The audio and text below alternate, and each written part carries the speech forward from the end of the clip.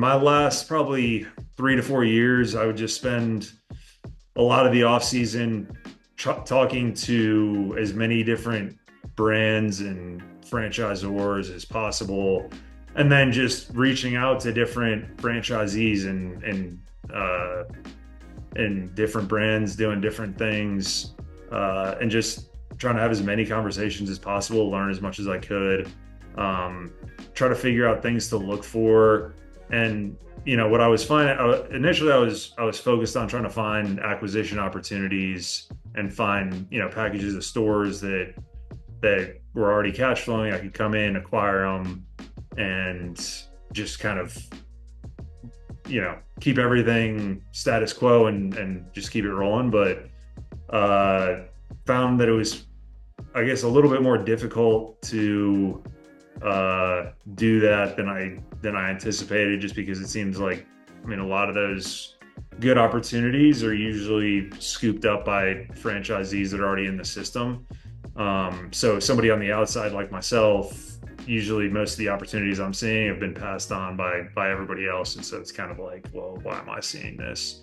And there were some opportunities that I looked at that were interesting, and I got somewhat far along in the process of like looking at acquiring them. But at the end of the day, I thought it might make more sense to try to find a brand that was still in the somewhat early stage, where my lack of experience wasn't going to be like a big deterrent for me getting in. I know, like, if I was trying to get into, Taco Bell or McDonald's or Wendy's or something, it's kind of hard for somebody with no restaurant operating experience to get into a system like that.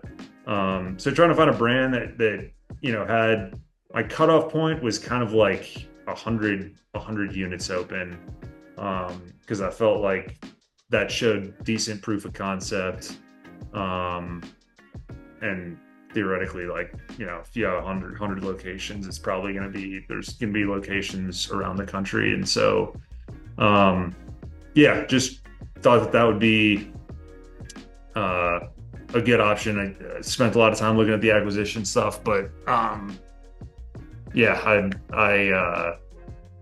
started to kind of call an audible and look more at the development route. But and kind of back to your question, it was looking at a lot of different concepts: QSR, health, fitness, like service-based concepts, like automotive.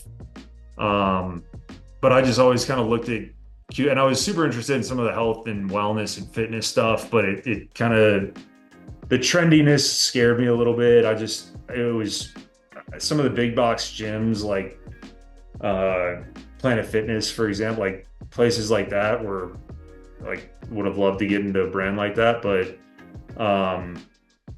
and I think the gyms were, I viewed as like less risky because everyone's always going to the gym, but some of the fitness, boutique fitness, just seemed super trendy, and same thing with like the wellness stuff. It's just, there's always, super popular thing, and then it kind of fizzles out after a while. So I don't know.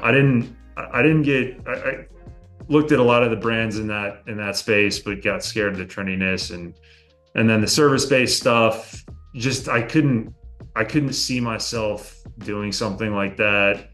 And the QSR, I don't know. I just feel like people eat 3 meals a day. They're always going to be eating food. QSR is just like, it's kind of it just seemed like the safest route for me. And I know there's still a lot of trends in food and desserts and stuff like that, but I don't know. That just always I always came back to QSR and restaurants.